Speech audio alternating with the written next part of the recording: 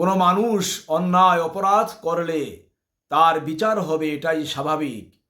কিন্তু কোনো বিষয়কে কেন্দ্র করে একজন ভালো মুসলমান অর্থাৎ আল্লাহর নিকট আত্মসমর্পণকারী ব্যক্তি উগ্র উচ্ছৃঙ্খল হয়ে অতি উৎসাহী হয়ে কোনো মানুষকে গালি দিতে পারে না, কোনো মানুষের গায়ে হাত তুলতে পারে না, কারো ক্ষতি করতে পারে না, কোনো কিছু ভাঙচুর করতে পারে না, মানুষকে হত্যা করতে পারে না, মানুষকে হত্যার হুমকি দিতে পারে না।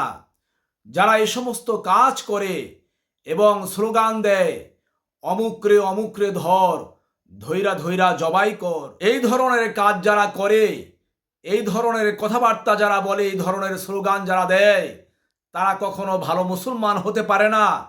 এটা ভালো মুসলমানের চরিত্র নয়। এরা কখনো তৌহিদি জনতা নয়, এরা তথা কথিত তৌহিদি জনতা, এরা জঙ্গি জনতা। এই জঙ্গি জনতাদের সরকারকে আইনের আওতায় এনে অবশ্যই উপযুক্ত বিচার করতে হবে, নইলে এরা কখন কাকে ধরে ধরে জবাই করা শুরু করে তা বলা যায় না।